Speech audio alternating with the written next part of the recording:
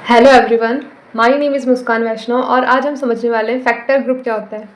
Factor group समझने से पहले आपको पता होना चाहिए ग्रुप क्या होता है, नॉर्मल सब ग्रुप क्या होता है और कोसेट क्या होता है। फैक्टर ग्रुप क्या होता है? If G is a group and N is a normal subgroup of G, then the set of all cosets of N in G forms a group is called a factor group। इसका मतलब ये है जो normal सब group के जो cosets होंगे उनका जो ग्रुप होगा उसको हम बोलेंगे फैक्टर ग्रुप। तो फैक्टर ग्रुप के अंदर कोई एलिमेंट नहीं होते, इसके अंदर कोसेट्स होते हैं। फैक्टर ग्रुप को हम ऐसे डिनोट करते हैं, ये क्या है? ग्रुप है और ये क्या है? नॉर्मल सब ग्रुप है। क्या लिख रखा है? द एलिमेंट्स ऑफ, ये क्या है? Factor group are cosets. मैंने आपको बताया था क्योंकि ये क्या है? सेट ऑफ ऑल कोसेट्स है। फैक्टर ग्रुप क्या है? Set of all cosets. और कोसेट मैंने आपको बताए थे कौन से होते हैं, लेफ्ट कोसेट होता है और राइट कोसेट होता है। तो कोसेट कुछ ऐसा दिखता है। इसके अंदर क्या है? ये नॉर्मल सब ग्रुप है और ये एक है, ग्रुप के अंदर कोई भी एलिमेंट हो सकता है a. So instant of elements like a b c we have cosets, जैसे a n b n c n. यहाँ पे क्या है? नॉर्मल सब ग्रुप है एन, और ए बी सी क्या है? कोई भी ए बी सी क्या है? कोई से भी एलिमेंट हो सकते हैं ग्रुप में से।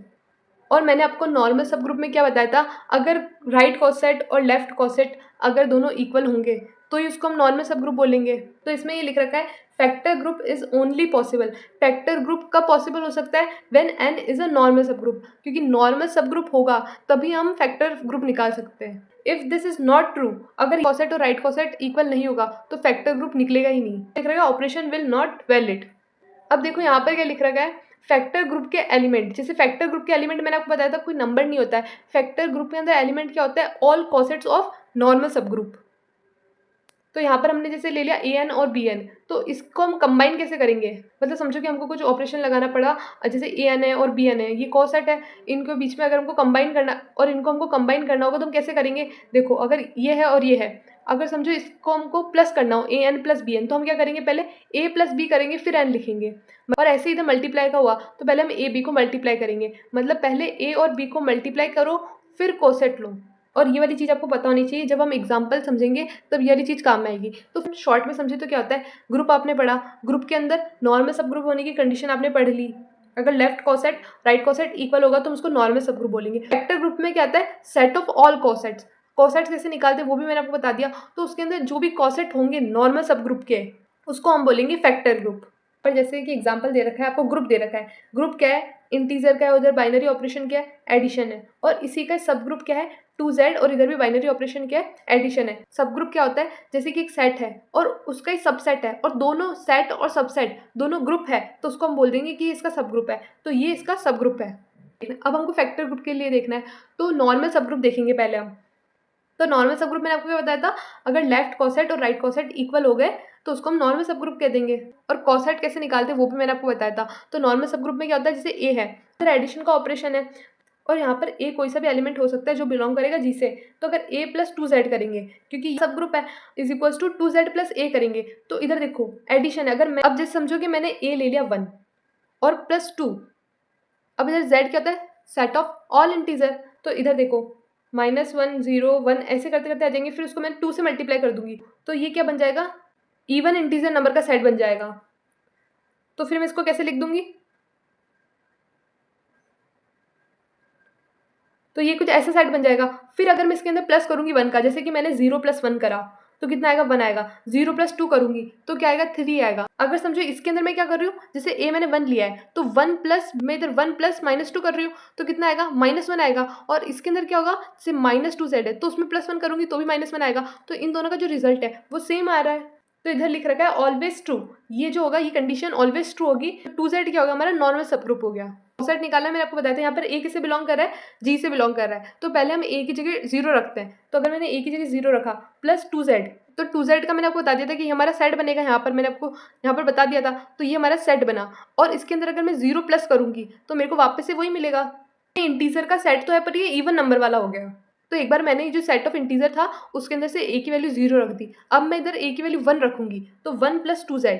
z कैसे? और 2z क्या था? ये था, ये हमारा सेट था 2z। अब कर दूंगी तो 1 प्लस -2 कितना हो जाएगा? -1। तो यहाँ पर देखो -1 लिख रखा है। मैं 1 + 0 करूंगी तो क्या आएगा? 1 आ जाएगा। फिर ऐसे ही मैं 1 + 2 करूंगी तो क्या आएगा?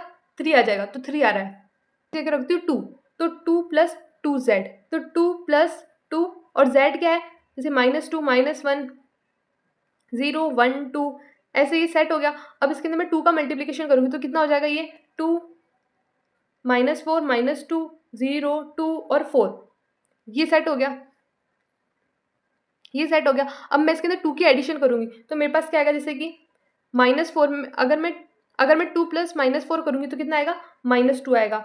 अगर मैं 2 प्लस -2 करूँगी तो कितना आएगा 0 आएगा। अगर मैं 2 प्लस 0 करूँगी तो कितना आएगा 2 आएगा और 2 प्लस 2 करूँगी तो कितना आएगा 4 आएगा। तो देखो मेरा ये जो सेट है वापस से मेरे को यही मिल रहा है, ये दोनों सेट इक्वल हो गए ना। मतलब ये जो 2 प्लस 2z था वो किसके इक्वल है, 0 प्लस 2z के इक्वल है। तो इसको वापस हम नहीं लिखेंगे, और ये चीज़ मैंने आपको कॉस सेट में बताई थी। और ऐसे में 3 प्लस 2z करूँगी तो उधर जो सेट मिलेगा और ये जो सेट मिलेगा वो दोनों सेम हो जाएंगे, तो उसको वापस से लिखने से कोई मतलब नहीं है क्योंकि इन दोनों का रिजल्ट सेम ही आ रहा है। बस 2 कॉसेट बनेंगे, एक तो ये और एक ये। और देखो फैक्टर ग्रुप में हमने यही पढ़ा था, ये क्या होता है सेट ऑफ ऑल कॉसेट, और कॉसेट हमने निकाल ली कि हमारे 2 ही कॉसेट आ रहे हैं। फैक्टर ग्रुप क्या होगा, सेट ऑफ ऑल कॉसेट। और फैक्टर ग्रुप को मैंने आपको कैसे बताया था, कैसे डिनोट करेंगे, g/n। जी क्या था, हमारा ग्रुप था और n सब ग्रुप था। तो यहाँ पर ग्रुप क्या है हमारा इंटीजर और सब ग्रुप क्या था 2z। सेट ऑफ ऑल कॉसेट, तो इधर सेट ऑफ ऑल कॉसेट मैंने लिख दिया कि 2 क्योंकि आगे अगर हम a की वैल्यू 2 रखेंगे तो हमको वापस से ये वाला रिजल्ट ही मिलेगा जो इसका रिजल्ट था, इसलिए यहाँ से 2 यूनिक कॉसेट मिले हमको। स्टेप 3 क्या है, इसके ऑपरेशन। ऑपरेशन इधर क्या था, एडिशन का था, तो हमने कॉसेट को इस फॉर्म में लिख दिया। इसके बाद में देखो मैंने आपको बताया था अगर हम 2 कॉसेट को कंबाइन कर रहे हैं तो हम उसको कैसे लिखेंगे, तो पहले a b का मल्टीप्लिकेशन होगा फिर उसका कॉसेट लेंगे। ऐसे 2 कॉसेट का एडिशन कर रहे हैं तो पहले a प्लस b का एडिशन लेंगे फिर कॉसेट लेंगे। तो यहाँ पर देखो एडिशन हमने लिख दिया, और ये हमारा पहला कॉसेट और ये दूसरा कॉसेट, यहाँ पर पहला कॉसेट और ये दूसरा कॉसेट। तो यहाँ पर 0 प्लस 2z और हम करेंगे 0 प्लस 2z, तो मतलब 0 plus 2z plus 0 plus 2z कितना होगा, मैंने आपको क्या बताया था, पहले a b का लेंगे प्लस 2z आ जाएगा। तो यही हमने यहाँ पे लिखा है। ऐसे में 0 प्लस 2z और 1 प्लस 2z करूँगी तो कितना आएगा 1 प्लस 2z। ऐसे में 1 प्लस 2z और 0 प्लस 2z करूँगी तो मेरे पास क्या जाएगा 1 प्लस 2z। ऐसे अगर मैं देखो 1 प्लस 2z करती हूँ और 1 प्लस 2z करती हूँ, मतलब 1 plus 2z plus 1 plus 2z करूँगी तो क्या आएगा 1 प्लस 1 प्लस 2z आ जाएगा। तो 1 प्लस 1 क्या होता है 2 होता है, 2 प्लस 2z। और देखो मैंने आपको बताया था कि जो 2 प्लस 2z का जो रिजल्ट है वो किसके इक्वल है, 0 प्लस 2z के इक्वल है। तो इधर हमने कॉसेट हमने क्या लिया है, 2 ने 0 प्लस 2z ही लिया है, तो हम इधर 0 प्लस 2z ही लिखेंगे। और मैं आपको बता दूं कि जितना हमने फैक्टर ग्रुप समझा है उसी में से एग्जाम में क्वेश्चन आएगा, और इतना तो आएगा भी नहीं, आपसे पूछ लेंगे फैक्टर ग्रुप क्या होता है, बस इतना ही आएगा क्योंकि इससे रिलेटेड मैंने कोई क्वेश्चन देखा नहीं है प्रीवियस ईयर पेपर में। मैंने जितना एनालाइज करा है उसके हिसाब से तो आपसे ज़्यादा बस ये पूछ सकता है कि फैक्टर ग्रुप क्या होता है, और अगर उससे भी ज़्यादा पूछेगा तो मैंने आपको बता दिया है। अब अगर आपको वीडियो पसंद आई तो आपको क्या करना है, चैनल को सब्सक्राइब कर लेना है फॉर आने वाली नेक्स्ट वीडियोस के लिए, for latest update, and video को लाइक करना ना भूलें। स्टे ट्यून, मिलते हैं नेक्स्ट वीडियो के साथ में।